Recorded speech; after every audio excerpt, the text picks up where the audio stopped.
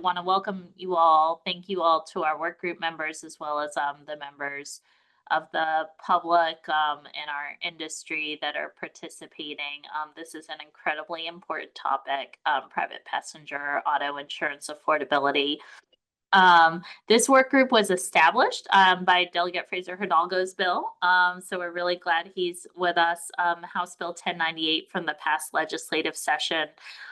It charges this work group with examining and making a number of recommendations around private passenger auto insurance affordability. So maybe Suzanne, if you can stop sharing for just a second, actually, so because maybe we can get into introductions and just myself, I'm Marie Grant, Insurance Commissioner. I will turn it to Delegate Fraser Hidalgo. Hi, everyone. David Fraser Hidalgo. Thank you. And maybe I'm just going to go by folks on my screen. I see Al next. Hi, good afternoon. Al Redmer, Maryland Auto Insurance. Great. And then I see Mike. Good afternoon, Mike McCartan from Joseph W. McCartan Insurance. Thanks, Mike. Thank you for participating. Nancy? Nancy Egan, State Government Relations, American Property Casualty Insurance Association. Okay. And Marceline?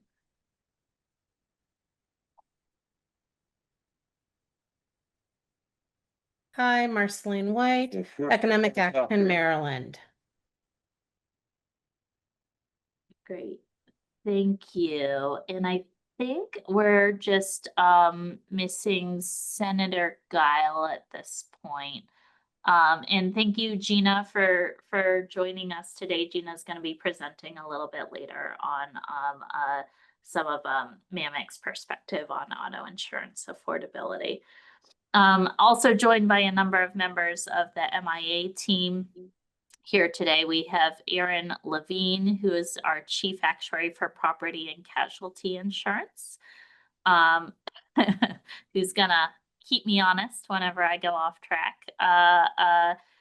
We have Suzanne Forno, who is running our meeting today. Thank you so much, Suzanne. Van Dorsey, our principal counsel, Greg Reiki, and Lynn Beckner from our financial regulation team, Joy Hatchett, our deputy commissioner, and Jamie Sexton and Katie Callahan from external relations. So thank you all for joining. And with that, maybe Suzanne, if we can go ahead and then share the presentation again. Our next topic that on our agenda for you all today is an overview of our draft work plan. So this particular work group has a number of charges, and we are charged with submitting a report on or before January 1, 2026. We got a little bit of a later start than we want to. Can you go to the next slide, Suzanne? But I know this Maryland Insurance Administration team is bound and determined to get through as much as we meaningfully can, right? As we meaningfully can before the end of this year. And I'm sure that we'll be talking with you all, members of this work group, as members of the public. If there are places that need further time for analysis, we should definitely just continue to keep in touch and talk about that. Our agenda for today, I'm going to give a little bit of an overview on what the MIA is seeing in terms of affordability of auto insurance over the past several years, some of the factors, and then a couple of different perspectives on affordability. We're also going to be hearing a presentation from Nancy Egan on behalf of the American Property Casualty Insurance Association about the industry's perspective on costs of auto insurance. We're also going to hear from Gina Rotano from NAMIC, who's going to be talking about key factors shaping Maryland auto insurance costs. And we're going to hear from Marceline White about factors impacting affordability. So it will be busy. We'll have a discussion about those presentations at the end, and then if time permits, questions and comments from the public. So next slide.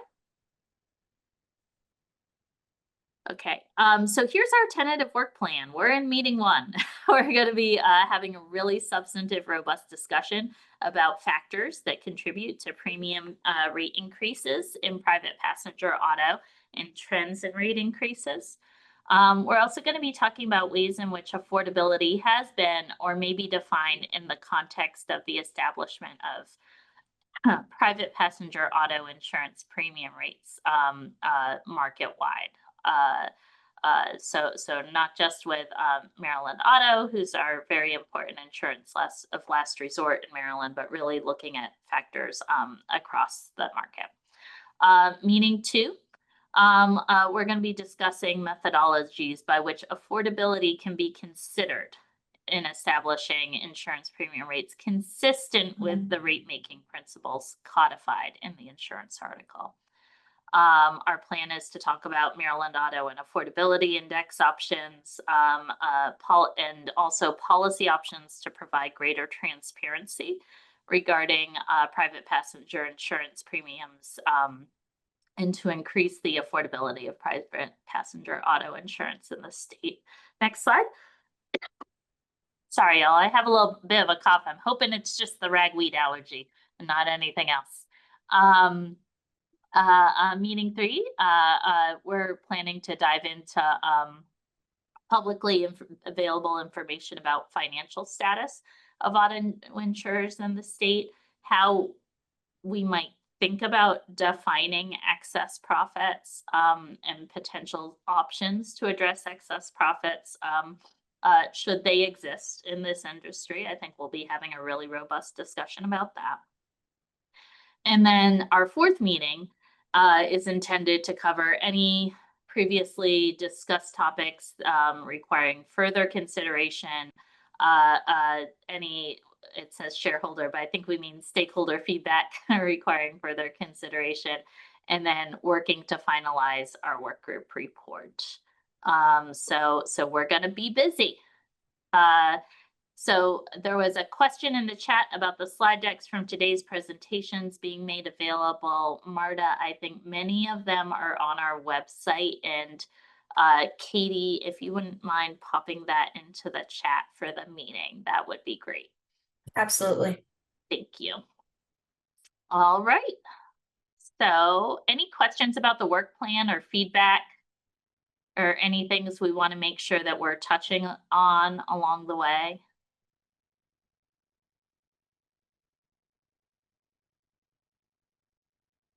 Okay, well, I know this is not a shy group, so I expect and hope that you all will speak up to make sure we're talking about all the right things as we move forward. Okay, next slide.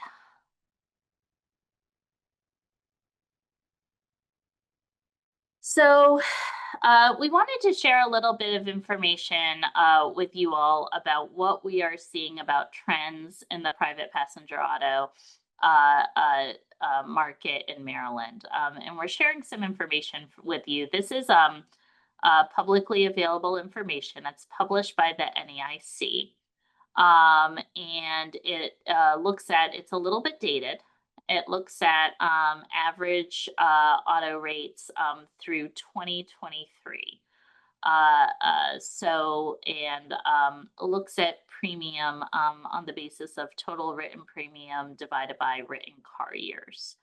And so you'll see here, so 2021, and I think folks may recall in 2020, folks weren't really on the road.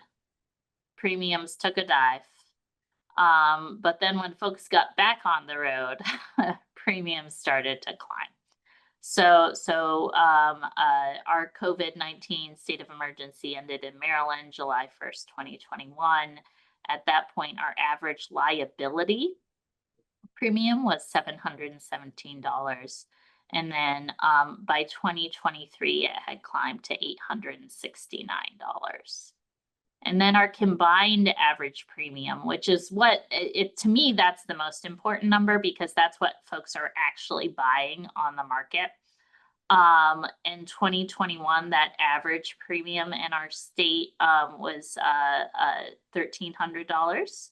In 2023, it was $1,600.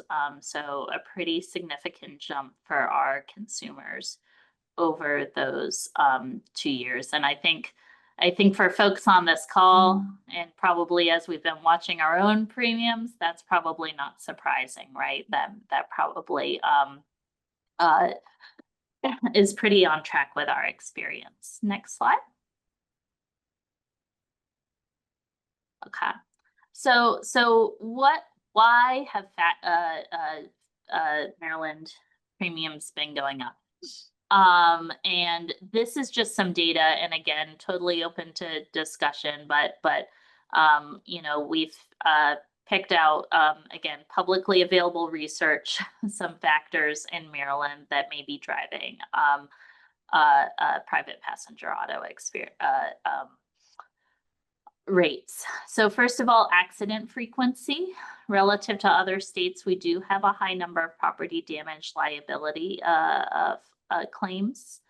And that can be based on, first of all, high traffic density. We're a very densely populated state in a lot of areas of the state. And we have pretty long commute times when folks aren't working from home.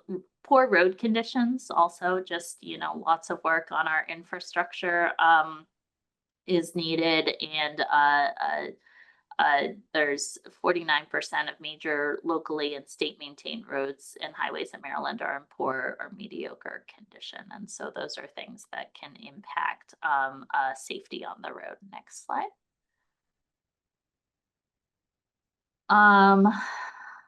Uninsured motorist rates. We do, I don't know that there's any one agreed upon number, but we do have a pretty high uninsured motorist rate in Maryland, despite the fact that we have a mandate to purchase auto insurance. So our uninsured driver penalty actually increased for the first time in over 30 years. That happened, that was a law that took effect in 2024. And so the average annual premium for a policy offering the minimum required coverage is now less than the maximum annual uninsured driver penalty. And so financially, I think the hope is by this change that it should just make sense for folks to choose coverage. I'm not sure that we've seen that play out in our data just yet, and look forward to a discussion on that. We've also been seeing Virginia registrations, I think, in Maryland on the rise, particularly in certain areas of the state. There was a little bit of a loophole in Virginia's law where folks could register and pay an uninsured motor vehicle fee instead of obtaining insurance. So Virginia did change their law in 2024. And so the hope is that we will see fewer Maryland drivers with Virginia-based registrations over time. Although I think that continues to be a topic of discussion in the General Assembly and with some of our state agencies. Next slide. Okay, so other factors that could be driving premiums and premium increases in Maryland, according to the Insurance Research Council.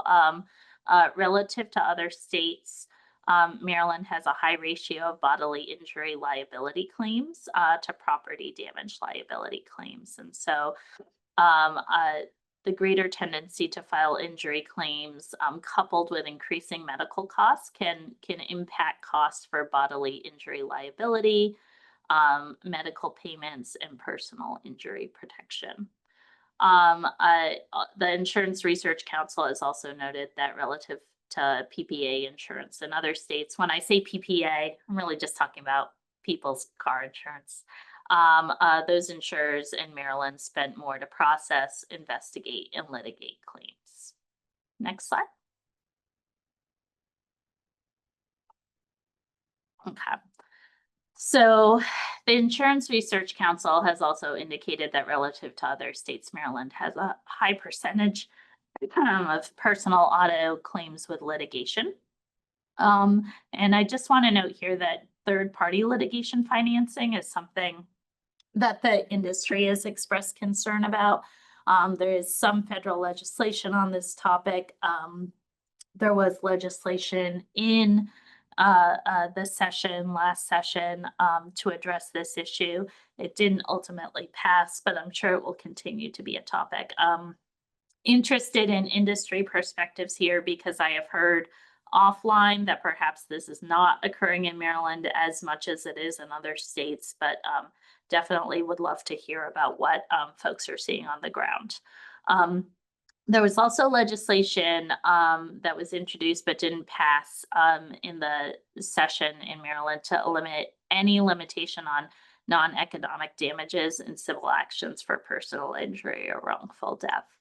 And so that is legislation, again, didn't pass, but could impact premiums as it exposes insurers to higher claims over time. Next slide. Okay, so other things that may be going on is vehicle theft rates. We do unfortunately have a relatively high, although going down, per capita auto theft rate. Auto repair costs are also very expensive here in the state of Maryland. Next slide. And one of the items I know that our industry friends have raised is particularly costs associated with electric vehicles. They can have a higher purchase or replacement cost for their parts. Their batteries are complex and can and require some significant knowledge to repair. And in many cases, replacing the battery is actually cheaper than repairing it. And then there are also some safety risks potentially when electric vehicles are quiet. So this should change over time. We may see rates dropping over time. Electric vehicles do have lower claim frequencies than gas-powered vehicles of the same make and model, but we know this is an issue that's come up and it is a changing dynamic in our market. Next slide. Okay. Electric vehicles do tend, however, to be heavier than gas-powered vehicles. And then just the last item wanted to share is we think about weather events in the context of homeowners insurance quite a bit, but it also impacts the affordability of auto insurance. Comprehensive coverage does cover physical vehicle damages from weather events such as hail, flooding, fire, or tree falling during a windstorm. And to the extent that we're seeing more severe events, there's more claims associated with those events, then that can also help to drive premium increases. Next slide.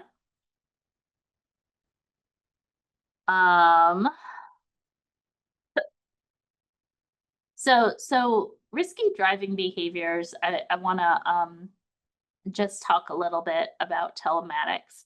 Telematics programs can enable insurers to analyze risk profiles and tailor rates based on individual driving habits.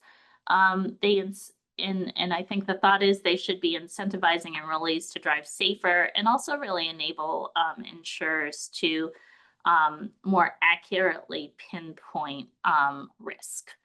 But that all being said, I think, and it may result in lower rates for drivers with good telematics scores.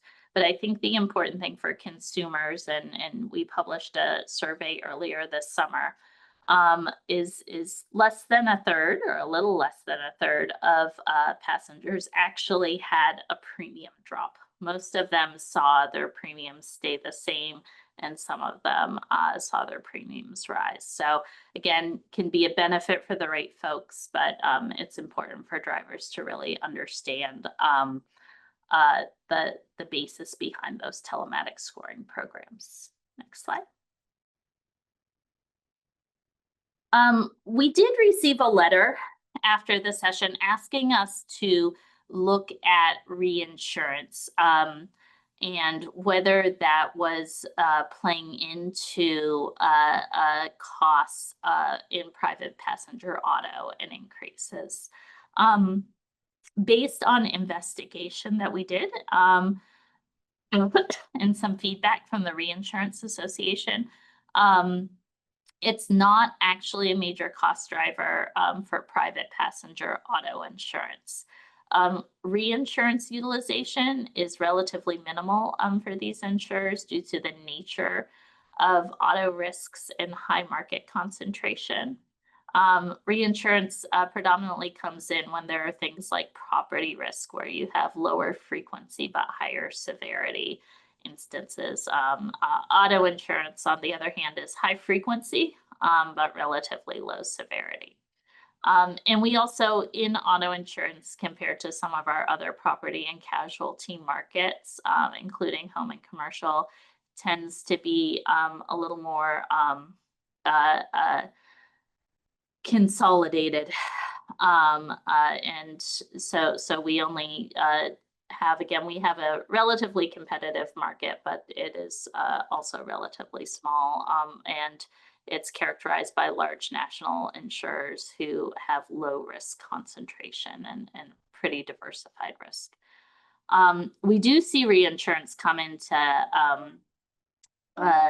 effect by commercial auto insurers in certain situations, and then the primary insurer in those cases often builds into its premium rates a charge to cover its reinsurance premiums. Next slide. All right, so I'm gonna stop talking at you in just a few minutes, but wanted to share a couple of different perspectives on affordability. So the Federal Insurance Office has released some perspectives on affordability.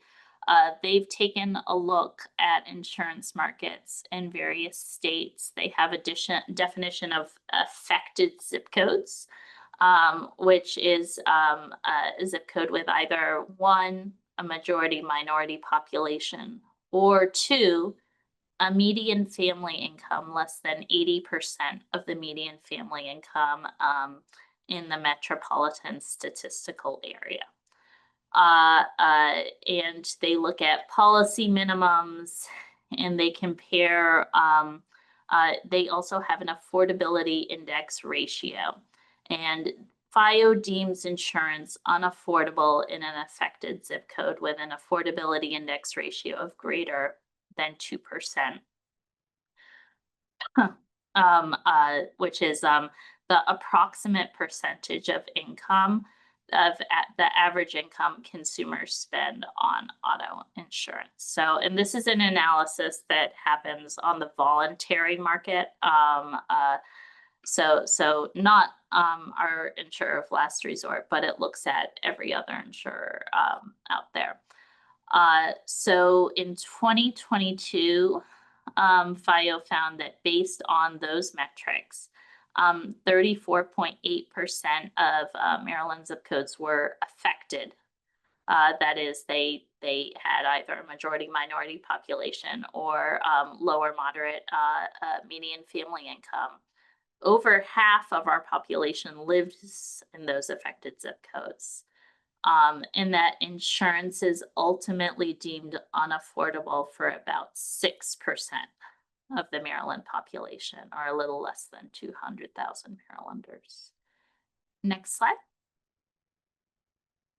So here's another way to look at affordability, and we can talk about, there's the Insurance Research Council publishes data on a statewide basis. It takes a different perspective.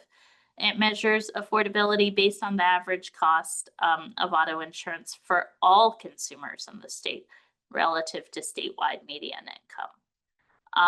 And so there's a lot of descriptions, but at the end of it, they're looking at a statewide basis. And based on that, they ranked Maryland the 18th most affordable state in 2022 with a 1.18 affordability index ratio. So again, that's looking at our state's population as a whole. Next slide. All right, so that's just our sources. We can exit out of this particular presentation, Suzanne. And let me just see if there are any questions or feedback or comments from our work group members. That was a lot of information.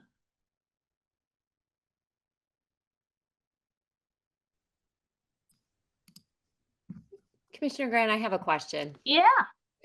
Oh, welcome, Senator. Oh, It's hi. great How to are see you. Yeah, good to see you as well. So this presentation was great, really helpful.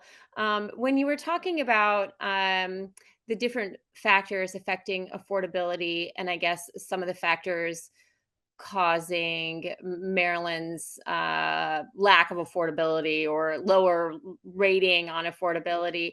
Have we compared, or have you compared those specific factors with other states who may be doing better, and whether there's something that we could be doing based on this information? Is there something that they're doing better? I realize that there's some factors, like for example, are not great roads that Yeah. that's kind of an obvious one, but I think like the other factors you presented, have we looked at other states to see what they're doing better on those specific issues, and how we could maybe look at what they're doing to improve? Yeah, that's a great question, and would welcome other work group members' feedback on that, as well as any members of our own team. We've definitely tried to look at other states. And in fact, I think based out of a Senate Finance briefing last fall, we got some outreach to look at surrounding states and sort of what the rates are and what was driving their rates. And I think where we landed, at least in doing the analysis from that way, it's really difficult to compare markets state to state.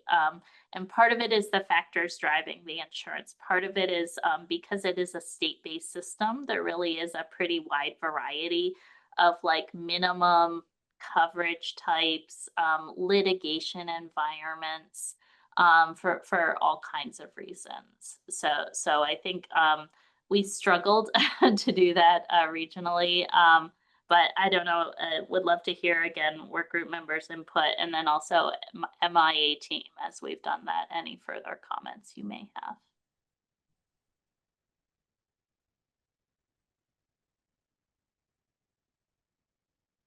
I just The wanna, IRC, I'm sorry. The IRC study goes ahead and does compare the 50 states to one another in a number of these categories. So those are out there to be seen. If you can take a look at that study, and there is a comparison. Thanks, Erin. and Yeah, Senator we're Dodd, trying to- we have we're also doing a task force in Delaware at the same time, looking at private passenger auto and commercial auto. But as the commissioner said, it's a little bit difficult. Maryland is so densely populated in certain areas versus Delaware, where Delaware still has the 10th highest auto insurance premiums in the country. So comparing density and the commuting time, and as was in the presentation, that she hit on so many things that I will probably duplicate in some ways about cost. Litigation costs in Maryland are higher than in other states, and that would require some tort reform, which I don't think may be feasible in Maryland. And so just trying to do that cost comparison makes it difficult. And I'd also like to reiterate, I also do Virginia, and it always shocked me that Virginia would let drivers pay $500 and drive uninsured. I never understood how that was even possible. So I'm glad that they passed that law in 2024 to close the loophole, although I know that several people are still taking advantage of it. Thanks, Nan. Yeah, thanks, Nancy. Yeah, Commissioner? Yeah, go ahead. Yeah, so two things. Number one, obviously the data that you were referring to is somewhat aged. being from 2023. And since then, we had, as an example, a proliferation of vehicle thefts in the last couple of years, primarily in urban areas, that has significantly increased the cost of some coverages.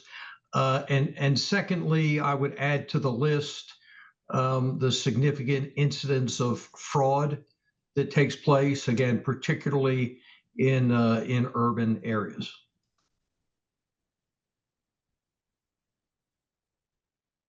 So yeah, I will say that we used old data. That's a great point about the age of the data. The old data is what we have to compare to other states for those bigger analyses. I will say, and we can bring this to our next meeting, because I was just looking at some aggregate numbers. We are seeing signs that the rise in premiums is really leveling this year. And Mike, I see you nodding. I don't know if you see that in your business, but I think we are seeing evidence that perhaps we are hitting the peak. I would say that there is light at the end of the tunnel. I would say that there are some carriers that have started to take some rate decreases. Maybe they went too far, or they're trying to get back into the market. But I would definitely say we can see some light. And I can give you some, and these are just from my agency, but just to give some perspective to current numbers. Now, these are over all lines of business, but I would tell you average premiums in my agency since 21 through August of 25 have increased by 43%. I would tell you that our average claim has increased by 61%. So for all the reasons that you mentioned there, labor, parts, materials, uninsured motorist, I would tell you the one thing you left off the list is the number of vehicles that have been totaled. I mean, it is amazing to me, I don't know, 10 years ago, hardly any vehicle was totaled. Now it seems like every other vehicle is totaled, and maybe Al can address that a little bit. But because of they're rolling computers now, you'll look at a car and you'll say, "Oh, that doesn't look that bad," and they go totaled.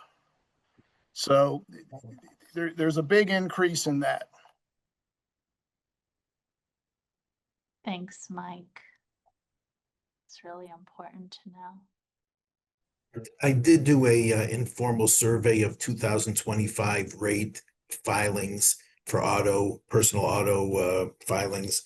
And I looked at out of a total of 54 from the beginning of 2025 to the middle of September. We've got 43% with a positive rate increase and 57% with either zero or a negative decrease.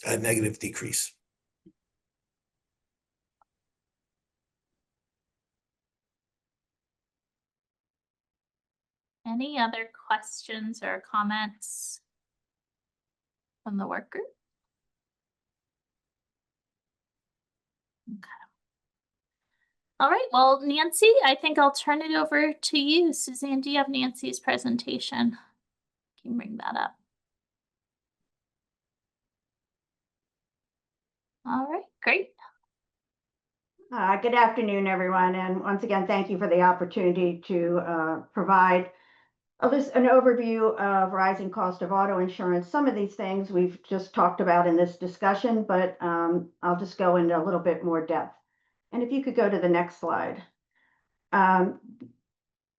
This is the profitability that has been put together by AM Best, which is an independent rating agency. What we saw in 2002, which for the first time in history, AM Best downgraded from stable to negative the entire personal lines, home and auto insurance sector. They just upgraded it in November of 2024 to stable, and that was due for better performance in the auto segment, which is great to hear. Same thing for just the personal auto section, it was upgraded from negative to stable again in November 2024. And that is because, as Aaron just mentioned, companies have been taking rate increases to offset some of the increased losses, but they were losing billions of dollars in the last 3 years, starting from 2022 to 2024. However, loss severity has been increasing, higher fatality rates, increased repair costs, which I'll talk about a little bit, higher medical costs, inflation pressure, and now we're facing tariffs on auto parts, which is going to impact our repair costs. Next slide. Here you're looking about the countrywide auto loss ratios, which are exceeding the long-term averages. So if you look at the really bad quarters of 2022 and 2023, you can see that the industry as a whole was taking some great losses, and now we're seeing that the average losses are now leveling off. As you see, the last quarter is the first quarter of 2025. Next slide. This slide really goes into, which several of you have mentioned, the price increases that we're facing just for the repair of the vehicle. The dotted black line is the automobile parts, accessories, and tires, as you can see, going up 35% from September 2020. New vehicles, that is the light blue dotted line. And then used cars, they were increasing a lot after during COVID, and now they're starting to come down a little bit, but still the price increasing. Now you look at that compared to the premiums themselves. As you can see, the yellow line is still below what the cost that we're facing for just the auto repairs, and then commercial auto has not been taking the price increases that they need due to some of the costs that they're facing from claims. Next slide.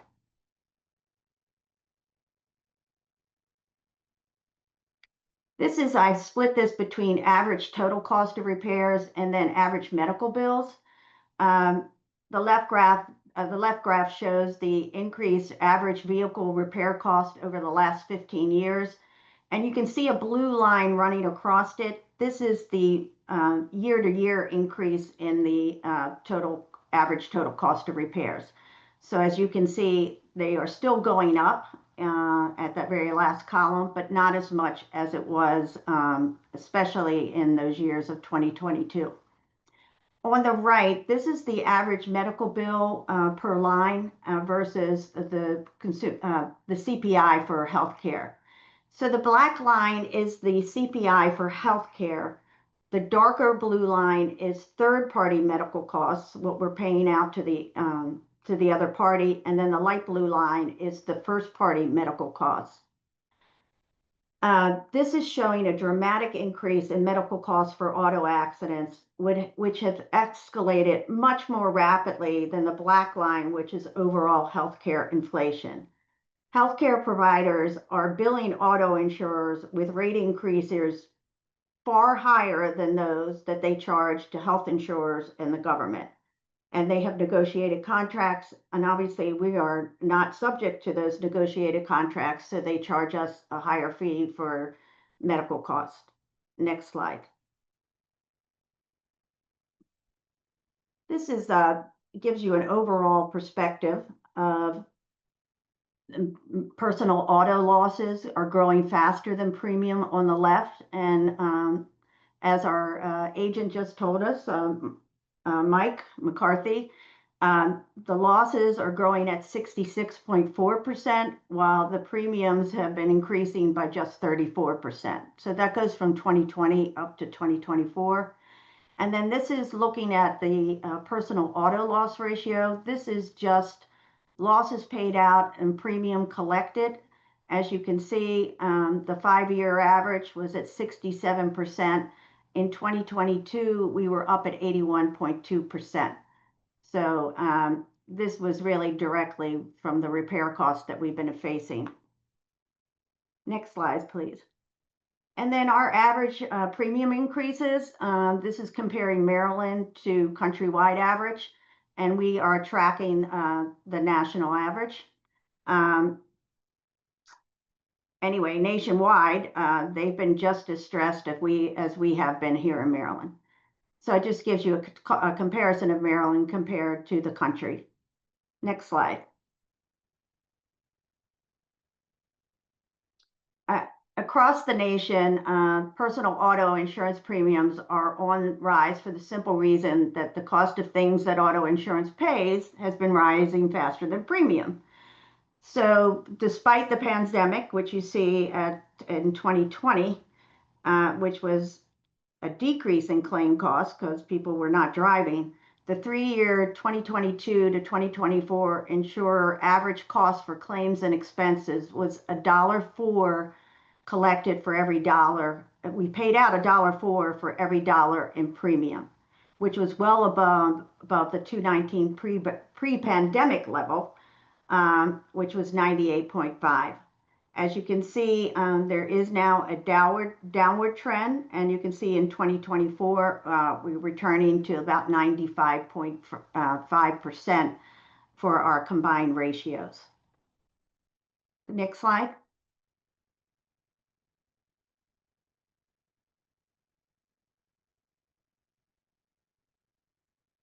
Maryland has not been immune to the countrywide trends of skyrocketing claim costs and expenses, which is evidenced in 2022 and 2023 claim costs and expenses. As you can see, for every $1.11 that we collected, at every dollar that we collected, we paid out $1.11 in 2022. And in 2023, for every dollar collected, we paid out $1.03. And the 5-year average are only slightly better than the break even, which is 98 cents. And that includes 2020, which is when claims were much, much lower. The next slide.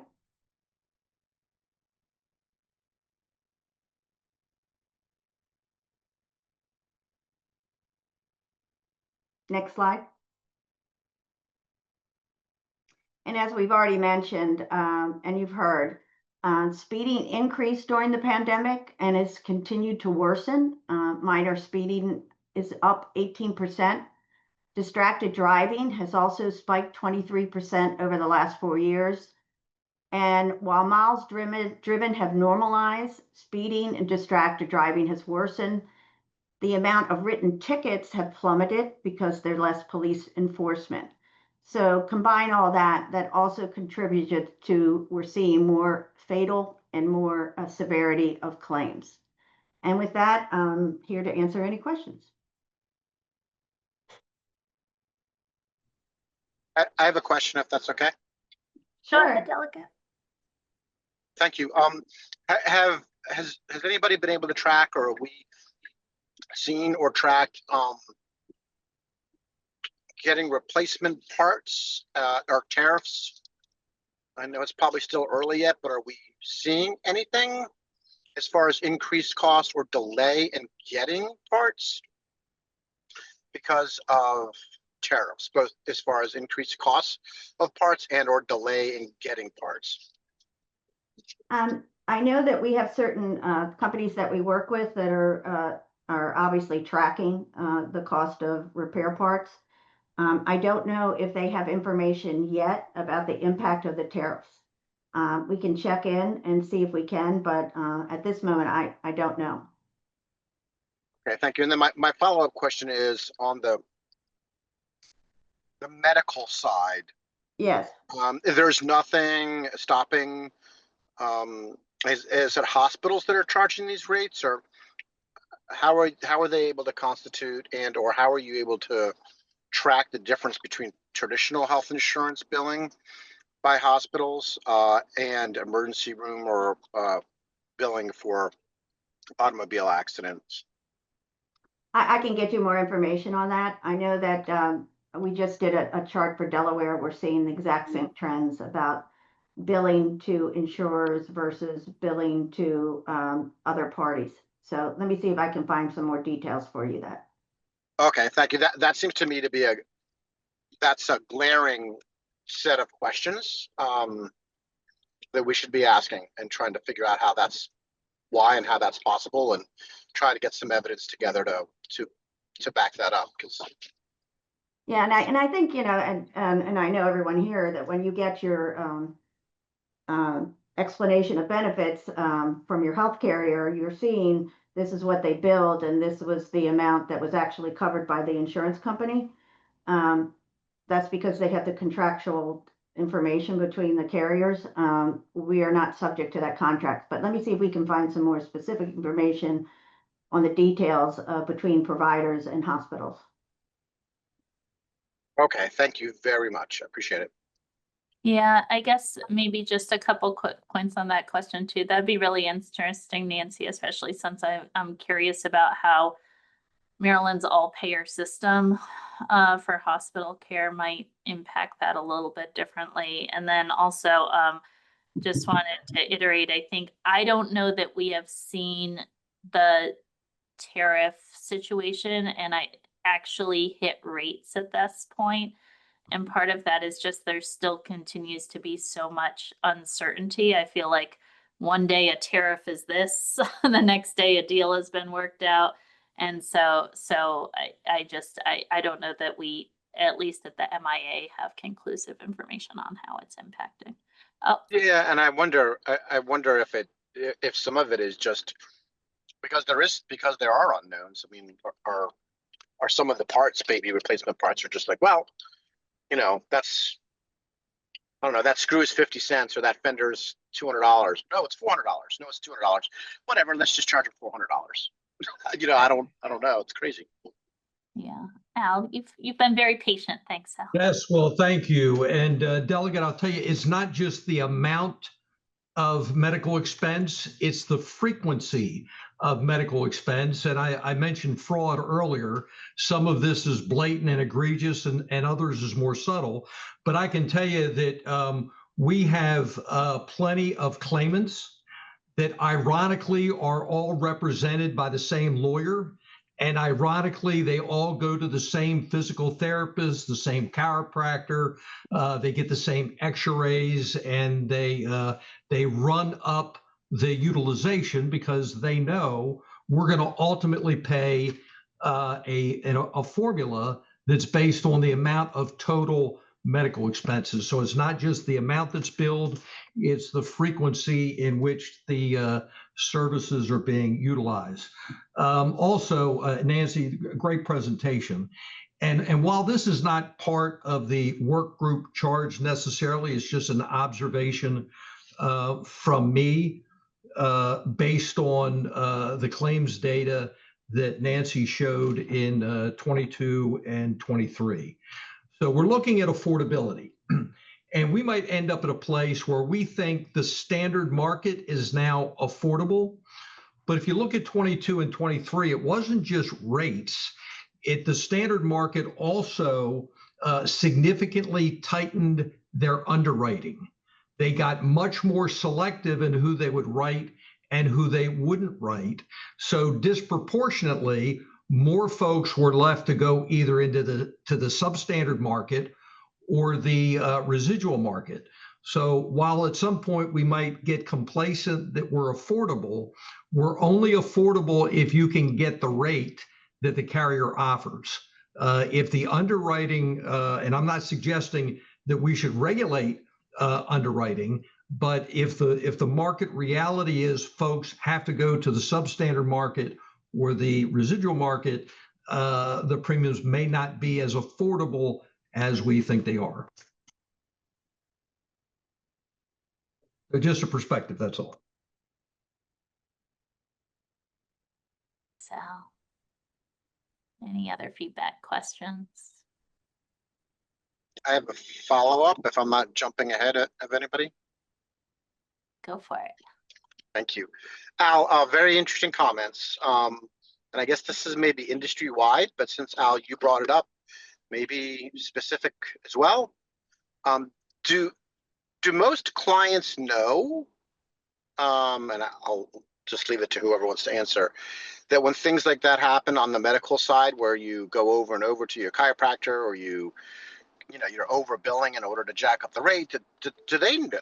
do you think that your clients know that that is one of the reasons why their insurance bills are so high when they're in a pool of folks that that do that?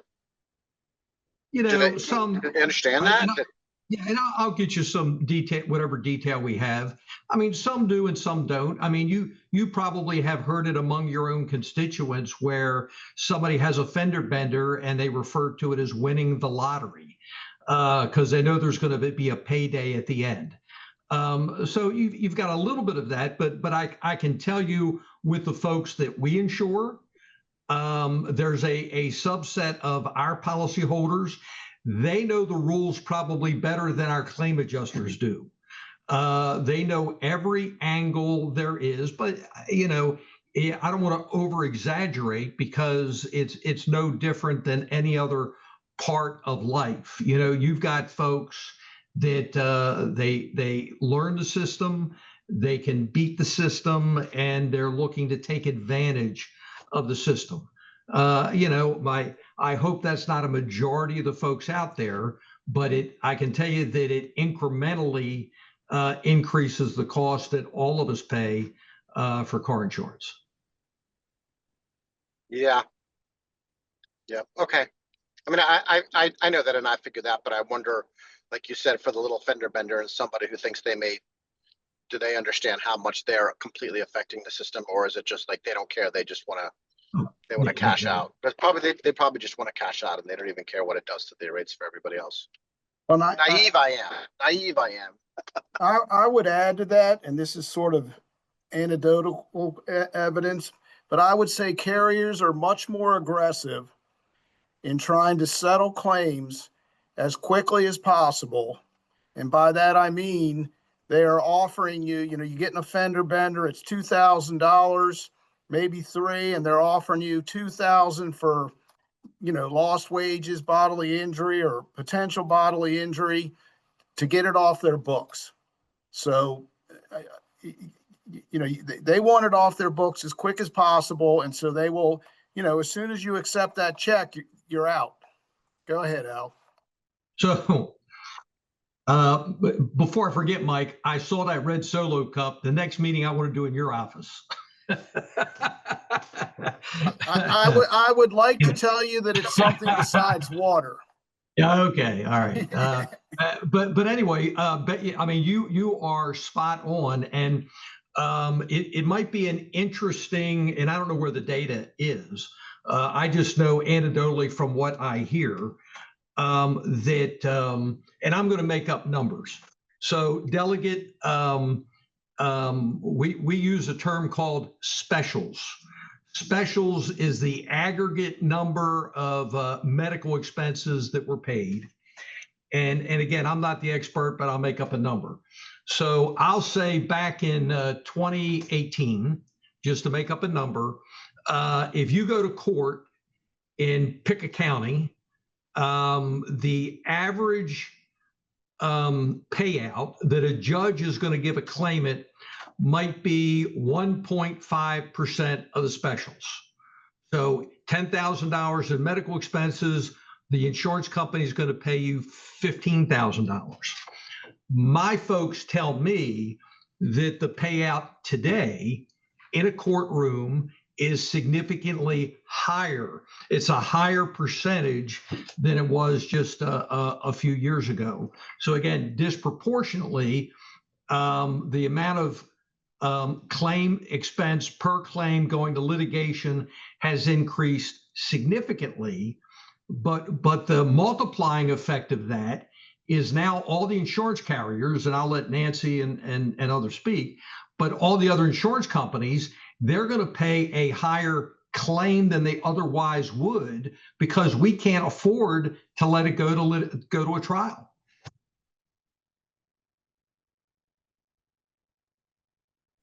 Nancy? Got it. So you're saying they're just paying to make the problem go away as quickly as possible before it snowballs and becomes even more expensive. Yeah, and I'm not saying that we will, that we or anybody else are blindly writing checks, but you need to make a business decision each and every time as to what makes sense and what doesn't make sense. following up with Al, we are on the Unfair Claims Settlement Practice Act required to settle claims in a reasonable amount of time. That's written right into the insurance law. But there is some protection for injured parties that are not represented by attorneys, and this gives them the right of rescission. If we settle with an insured for a bodily injury claim, they can come back and rescind that. And I'll just put the citation up there, but that does provide some protection for consumers if they thought that maybe, the company settled too quickly with them and then they decided to consult with an attorney. There is some protection for them to go back and rescind the agreement. I'll just put this in here. I don't know if everyone can see that or not, but I don't know how, let me see. I think I sent that to you, Kathy. Just let me know if it came through. Yeah. And I think as we think, like in my head, there are a few different things we're talking about here that may be overlapping. I think we're talking about sort of potential just defensive or business practices given the potential for litigation and the litigation environment. We may also be talking about fraud, right? We do have a pretty robust fraud investigation here at the MIA to look into those situations where, if there's things going on that are going beyond the traditional claims practices, we want to hear about those. We want those complaints referred to us. We want to know about it. And we do investigate and prosecute, working with the Attorney General's office, some pretty complex cases. Any other feedback? It's a good discussion. We still have a couple of presentations to go, so I want to make sure we get time for that. So, Suzanne, can you bring up Gina's presentation? All right, I'll turn it over to you, Gina. Awesome. Thank you guys so much. Good afternoon, everyone. Thank you so much for allowing me to speak today. My name is Gina Rotuno, and I am here on behalf of the National Association of Mutual Insurance Companies. I appreciate everyone for being on the call today, as well as the MIA for allowing us the opportunity to speak, and I look forward to a great discussion. A lot of what I am covering has already been kind of touched upon previously by both the commissioner as well as Nancy from APCIA, so I will do my best to not take up too much time, but still give a different perspective on the variables impacting auto in Maryland. So next slide. So to begin, when we look at the different factors currently driving up prices in the auto insurance market, immediately the top of the list is rising repair costs. One of the biggest drivers of rate increases is the cost of repairing vehicles, what we discussed a little bit before. Auto parts are more expensive due to inflation, advanced vehicle technology, and labor shortages that really emerged out of the pandemic. As well as supply chain issues, supply chain delays, extend repair times, and the longer a car is in the shop, the more it costs insurers and rental expenses, as well as loss of use. The average new car today costs nearly $49,000, while the average vehicle on the road is over 12 years old, leading to more frequent and complex repairs, all of which adds to claim costs. Next slide. We're also seeing more accidents. Maryland drivers spend significant time on congested highways in Baltimore and the DC Metro and other urban areas, conditions that lead to more collisions and theft. The 2020 census, which I know is a little bit out of date since we're talking about data information right now, 2020 census classifies about 87% of Maryland's population as urban. That is higher than its direct neighboring states, Delaware with 83%, Pennsylvania with 77%, and Virginia with 76%, and with the US average being 80%, so Maryland's 87%. With a higher volume of population considered urban, more people are going to have higher rates. On top of that, distracted driving, speeding, and impaired driving are contributing to higher accident frequency and severity. Vehicle miles traveled are back to pre-COVID levels, which means more exposure on the roads. As the cost of cars and the things that they hit increase, rates also increase, which often leads to enhanced regulatory scrutiny. Next slide.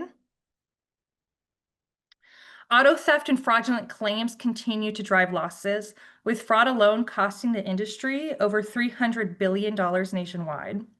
At the same time, state-mandated coverage requirements and higher liability limits do increase insurer obligations. Severe weather events, from flooding to storms, are also becoming more frequent, creating more auto-related claims.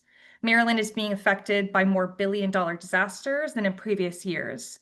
Severe storms are the primary driver, followed by tropical cyclones and then winter storms. Next slide. Healthcare costs continue to climb, which raises the payouts for bodily injury claims. Beyond that, we are seeing more lawsuits, higher jury awards, and increased litigation financing, what we call social inflation. These trends are driving settlements higher, directly impacting premium levels. Next slide. So keeping it shorter, in summary, the increase in auto insurance costs is not the result of any single factor, like we discussed. It's a combination of rising vehicle and repair costs, more frequent and severe crashes, fraud and theft, regulatory obligations, climate risks, and escalating medical and legal expenses. These pressures all feed into the rates Maryland consumers are seeing today. Thank you for your time and attention. I hope that was a general overview. I know we've gotten into the nitty-gritty in a lot of different parts, but NAMIC appreciates the opportunity to just give these insights and look forward to continuing to work together. So thank you, and happy to answer any questions.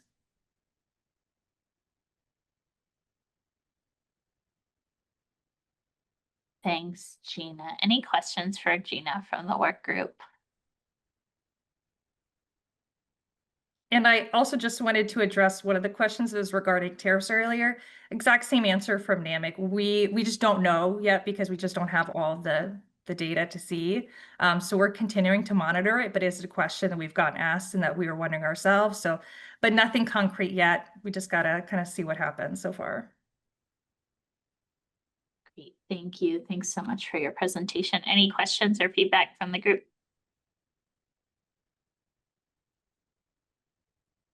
Okay, well, thanks again, Gina. With that, I'm going to turn it over to Marceline.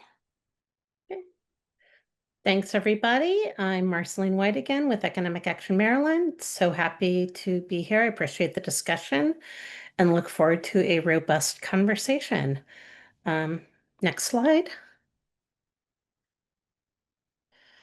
So I think where I wanted to start the conversation, and I think this is great, is that as we look at the uninsured drivers, for example, that rate has been pretty sticky for a number of years. We can debate exactly what number it is, but it hasn't changed very much at all in Maryland, despite a number of policy interventions.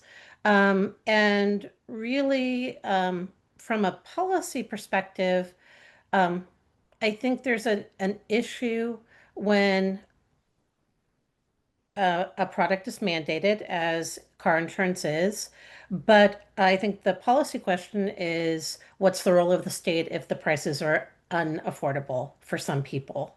Are we really thinking about this as a private market? Is it a social good? Is it somewhere in between? And again, as an analogy, if we look at the ACA, health insurance under the ACA, there are requirements for small businesses and for individuals to purchase, but recognizing affordability, there were subsidies and other things to try to make sure everyone was able to afford to be compliant. Next slide. So just, I think everyone knows the coverage is mandatory. These are the minimum liabilities, and those are some of the penalties. And as Nancy mentioned, and I think they mentioned, penalties have increased as well now. So it's more expensive to not have insurance than the fines are more meaningful now. Next slide. Again, those are more penalties. Here are some of the incentives we've had in the past.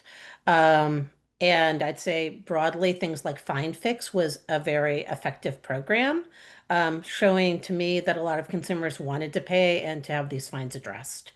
So when that was operational, it was effective for people who had fines they simply couldn't afford to get rid of. Next slide. This is really looking at the average annual premium. And just so you know the source of this, this is from the Baltimore Banner. This is the MIA sample rates from 2023. And so again, you can see the average premium. There's some pretty big discrepancies when we look, obviously differences in urbanity and vehicle coverage, but certainly Baltimore City, Baltimore County, and Prince George's have some pretty high cost there. So we'll just go to the next slide. Baltimore City is the highest, and just want to focus a little bit on some of the factors that drive the high cost. So next slide. Great. So the first is looking at our limited liability policy. So Maryland's limited liability requirements are some of the highest in the nation. Only Michigan, Alaska, and Maine have higher minimum liabilities. Ours used to be at 20,000, 10,000, 5,000 until there were changes. I want to say other people on the call may remember 2010, 2011. And the proponents were the Trial Lawyers Association. So obviously, changing the limited liability does increase prices. If you look at surrounding areas, Pennsylvania, everybody in our surrounding jurisdiction pays a little bit less than we do. So next slide. Okay. So I'm trying to follow along on my So the other is getting into non-driving rate factors. So MIA allows insurers to use a wide array of factors to assist in predicting the likelihood that you will be in an auto accident or will file a claim. As we know, claims it has to be actuarially sound, and it cannot be discriminatory. I think it's sort of relevant that the principle of non-discrimination, which states the rates must not be excessive, inadequate, or discriminatory, does not define unfair discrimination. And the current definition in NIAC focuses on whether price differentials fail to reflect equitably the differences in expected losses and expenses. It doesn't address disproportionate impact or disparate impact. So different definitions of discrimination and what those impacts are. So we use a number of non-driving factors in Maryland for most of the insurers in the market. And again, they do have a disparate impact, and that does affect cost. So next slide. I'm just going to focus on two. The first, as folks have heard about, is the use of credit score. And again, we believe that a lot of these factors cumulatively really affect who is filing claims, and the idea that low-income drivers, people with poorer credit, are going to file claims more. And that's reflected in the use of credit. There are a couple issues on this. A recent banknote article in 2025 says poor credit will increase rates by 88%. Previous data in Maryland showed that poor credit scores will add a 40 to 88% surcharge, regardless of driving record. Some of the concerns are that companies pick 30 of 130 elements, so the scores are proprietary in terms of how they assess credit, and that's not something that consumers are able to see to understand. They just know that credit is one of the factors. So even though it's actuarially sound, it's been very difficult to explain how it's actually predictive of risk as opposed to predictive of loss of credit or poor credit. I think there's also an issue when you look at credit in terms of why people have poor credit. We know people have repair, people have medical debt, other issues that affect credit. Several states have banned the use of credit and have a competitive market. And in, I believe it was 2002, Maryland banned the use of credit in home insurance because of concerns it was discriminatory, and limited the use of credit in auto insurance, but did not ban it, did not prohibit it from being used. But I think when you look at that, you end up having some um, difficult outcomes. Um, so if you go to the next slide, what we can see here, and this is done by Consumer Reports a few years ago. If you look at credit scores, and this is people with a clean driving record, this is based in Maryland using quadrant data, using real data. Someone with excellent credit will pay $1,145. You see good credit, it goes up a little bit. Poor credit, it more than doubles. But if you have excellent credit with a DUI, you're only paying $1,268.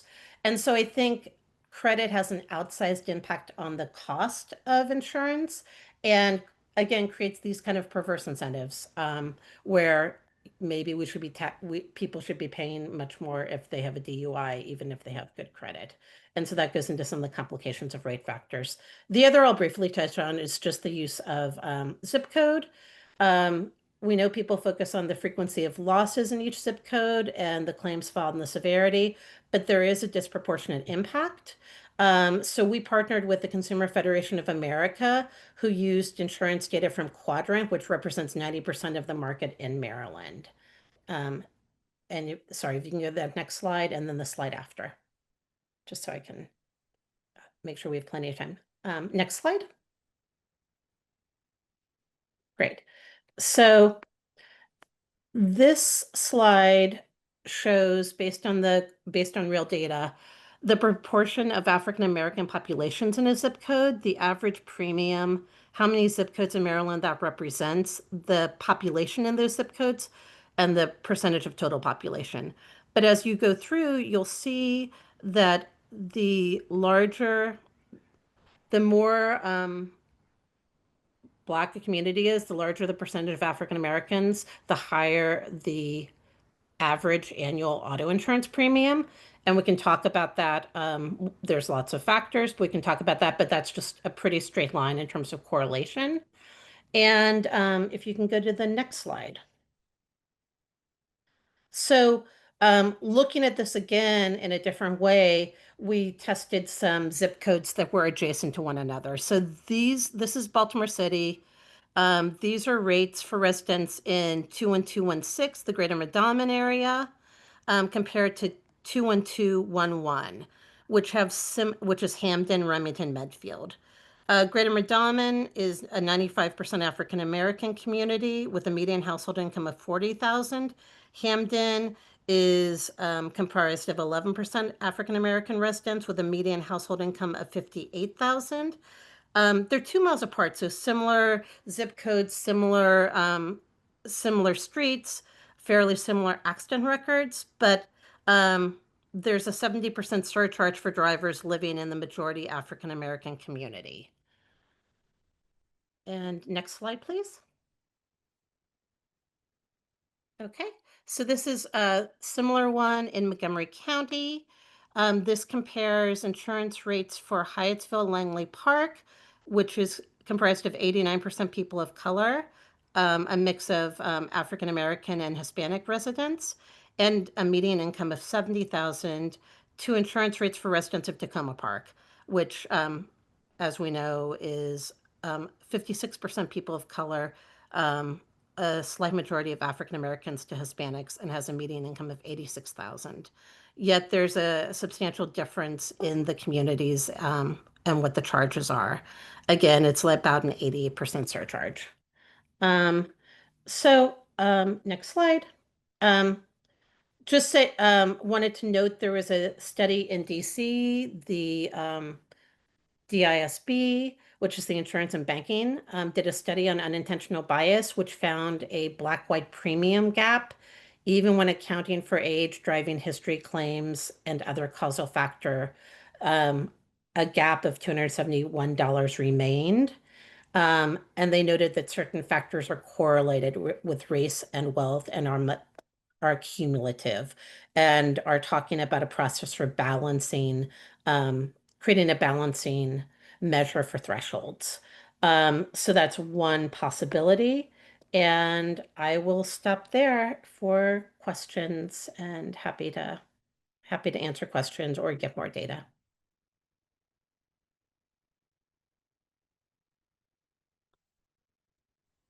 Thanks, Marceline.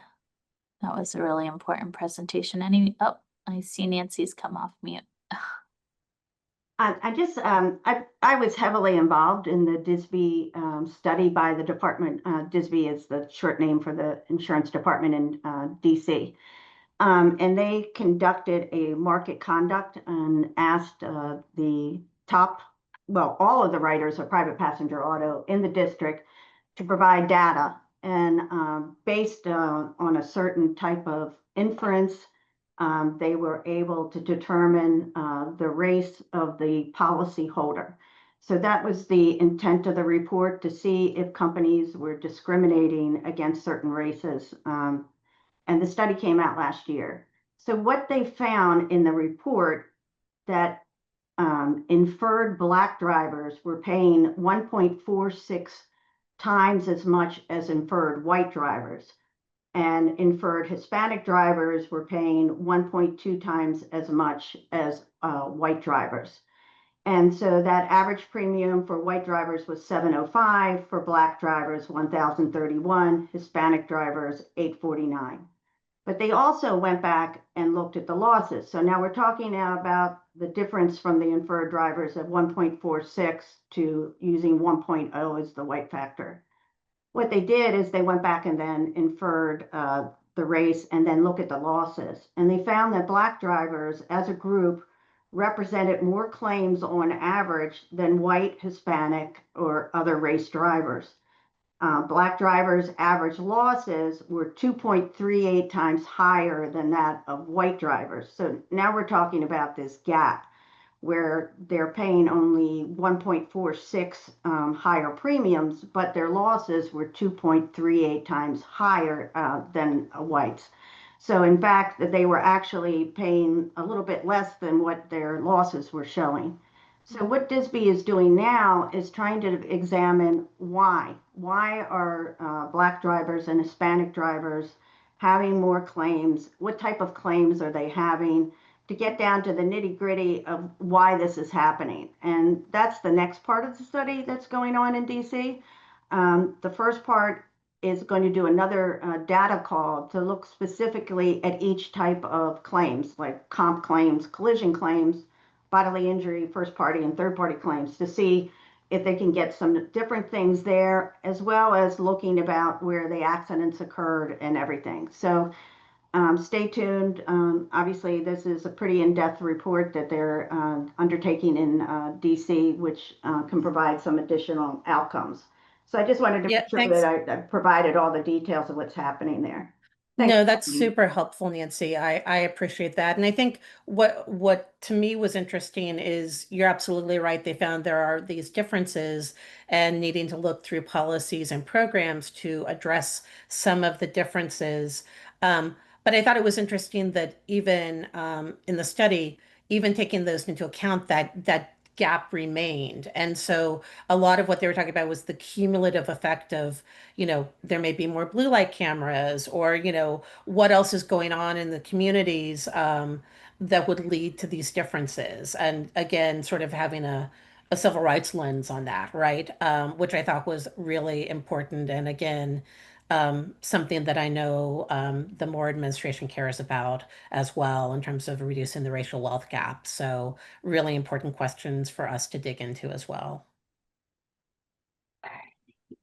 Yeah, really important questions. I think I'll just add, maybe just because of where I live, being more familiar with some of the zip codes in the city, I note that the zip codes you brought up, Marceline, to show us comparison. I think we're seeing that big differential in higher rates. And I think that is a zip code that tends to be, probably not universal, but it tends to be lower income than a zip code with lower rates, right? And so the actual impact on what consumers are paying just based on what might be geographic rating, like not looking at the individual risk of the driver, is something that, again, it it's there may be nothing wrong with the actual risk rating that's happening. It may be all like subject to the models, but the practical impact of what a family is faced with to pay for the transportation that they need may get really complicated. So anyone else have any questions or comments?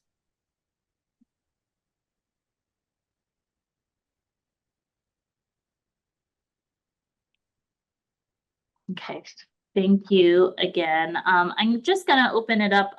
Next on our agenda is comments from work group members. Any general comments you have after today's discussion, anything that we should be taking as MIA staff back or adding to the work plan that based on any of the discussions today. I think we're just hoping to have some general comments. I'm going to come back to you, and I know that I was looking at this medical cost countrywide, and I know that in Maryland with the hospitals, it's a little bit different for our payer system compared to other states. So I think in our case, it would be the providers that are a little bit different, but the hospitals have a certain type of payer plan that's different than most states. So I will look in that. And Delegate Hidalgo, I am also seeing if we have any information yet on tariff impact. Thank you.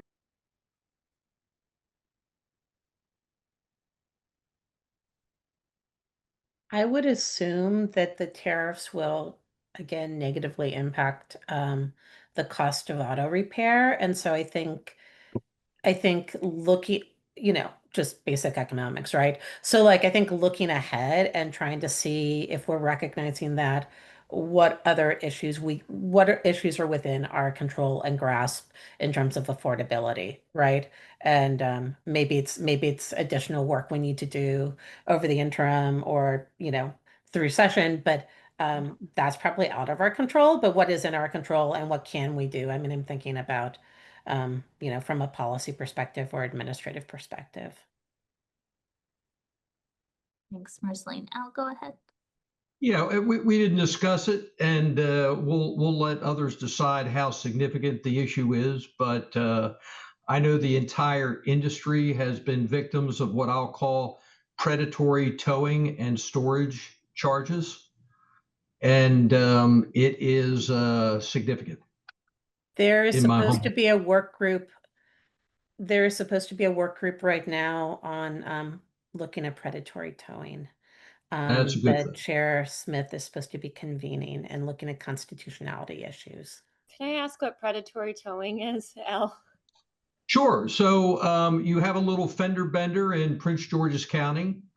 Your towing guy shows up, and then a different towing company takes your car from him, and your car ends up in Virginia somewhere with a $10,000 or $12,000 bill associated with it. Wow. Okay, thank you. And just to add, the Maryland work group is also looking at, this has been a big issue, especially in Montgomery County, where the signage has not necessarily been what people felt was adequate, and people would tow the car and then have to pay before they could get their car out. And there's been some questions about constitutionality of that process. So that's something that the work group is going to dig into. Marceline, I would love some more information about that worker, because I don't think I was aware of that, and I'm pretty well good at tracking that. So if you can provide it to the work group, that would be great. Absolutely. Yeah. Me too. Absolutely. Yeah, I know that we worked really hard over trying to set up towing rates for police initiated tows on I-95, which was a big issue for the truckers. And we were able to pass legislation and together form a small work group where we came up with specific rates for police initiated tows, which were on like I-95, so on any of the federal highways. But towing rates vary by county. Some counties have set rates, some counties don't, and then you get into not knowing what each individual tower is going to be charged. So just setting some parameters of highs and lows, or they add on something like a fuel surcharge, and then there'll be another charge for this and another charge for that, and it ends up, sometimes we're seeing $100,000 on a tow. So it is expensive for us.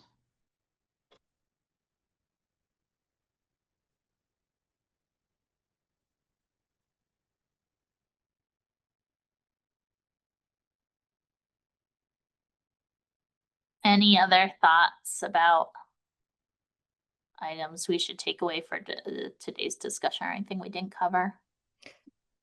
Commissioner Grant, can I just ask a quick question? There's a maybe Marceline might know. I'm curious. I saw in the chat that really interesting point that Marta had made regarding high jury trial thresholds corresponding to higher insurance premiums. And I know I see Marceline separately sent me a message, but Marceline, I started to put you on the spot, but maybe could you elaborate a little bit about it? Because I'm trying to think through it logically on why that might be the case. Having, by the way, done insurance defense and litigation before, but I'm just curious. I mean, Marta may also be able to answer it better, but my understanding is simply that she's an attendee, not a panelist. Okay, So she can't sure. jump. My understanding was simply that when you were able to get a higher jury claim, people filed and got legal defense more, and that could affect the rates basically, because there's more like insurers would have to pay out more because they're higher, because there's a higher possibility in terms of what the damages might be. Okay. Well, maybe I'll talk to Marta about Yeah, it yeah, sometime, yeah. just- I think I have testimony somewhere, Senator Gall. The bill just passed, I think, last year or the year before. And so there's a difference between the two courts, between the district and the circuit courts, and so where you get to try the case. So it sets a higher threshold to go to the jury trial court, and so the discovery is more lenient in the lower court. So those are some of the reasons that has to do with that. But I know we find the link to that bill. It has all the testimony which discusses its impact. Okay. Thanks, Nancy.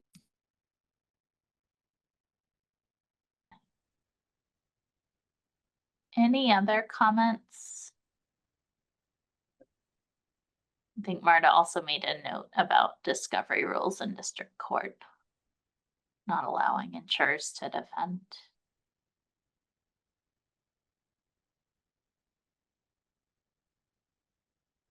Okay, well, with that, I guess we're at the point, we still have some time left, and I want to invite members of the public who would like to speak or react to any of this to share your views. You can raise your hand or drop information in the chat, and then Suzanne can move you over to the panelist side where you'll be able to speak.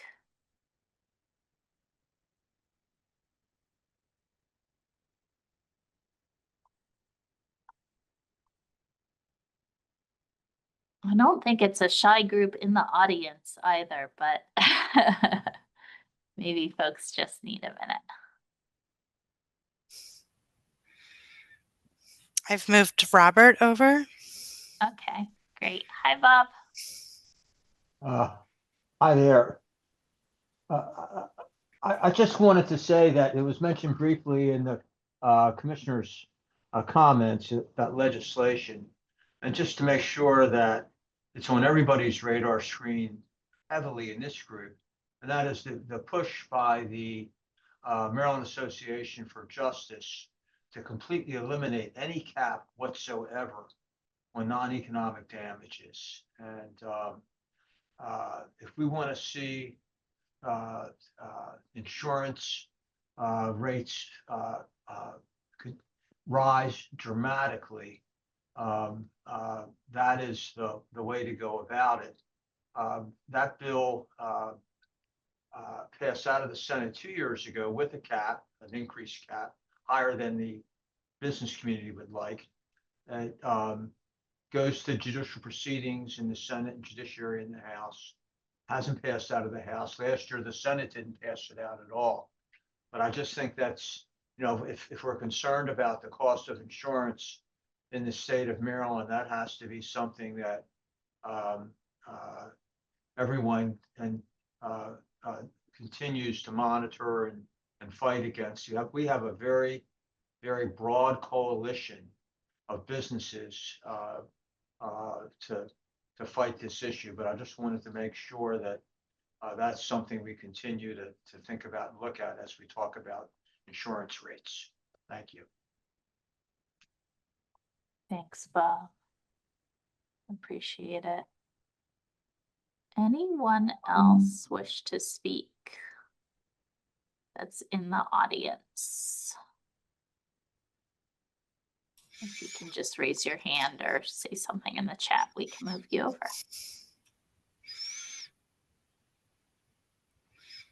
I'm going to open up the phone line. Okay.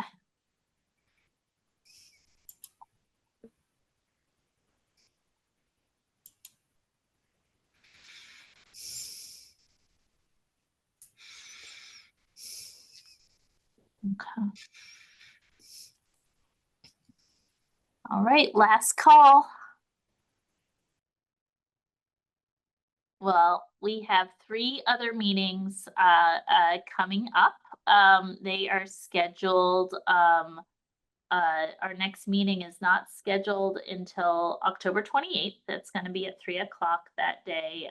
But again, we're going to be taking a deeper dive into affordability. We'll invite my friends at Maryland Auto to come talk about the affordability index and other potential methods we could be using to look at affordability. Meeting 3 will be on November 18th at 2, and meeting 4 follows quickly thereafter, December 4th at 2. So go ahead, Nancy. I did reach out to the task force in Delaware because they have scheduled their meeting on October the 28th as well. My goodness. I know, and I've asked them if they might consider moving their time maybe to early morning so that since a lot of the people that are tracking this work group are also tracking that one, and they liked us to be in person for theirs instead of online. So I've asked them to consider possibly changing the time of their meeting, hopefully. But I did want to let you know there is this conflict for both people, both groups looking at the similar issues about the cost of auto insurance, but having meetings at the same time. So. Got it. Thanks, Nancy. Well, keep us posted and I will see what we can figure out. Is We it have their a meeting- Department of Insurance that's running it too, or is it someone else? No, it's one of the senators is the lead, and we have a meeting next Tuesday at 4 p.m. Up in Dover, and I will raise it then as well. So Okay, great. Yeah, we'll figure it out. Thank you. Any other last comments? All right. Well, thank you all so much for joining us. We're gonna lots of work ahead of us this fall, but excited to work with all of you, and for our members of the public, excited to hear your input as we continue our work as well. Thank you, Delegate Fraser Hidalgo and Senator Guile, and all of our work group members for joining, and look forward to speaking with you all soon. Thank you so much. Thank you. thank you.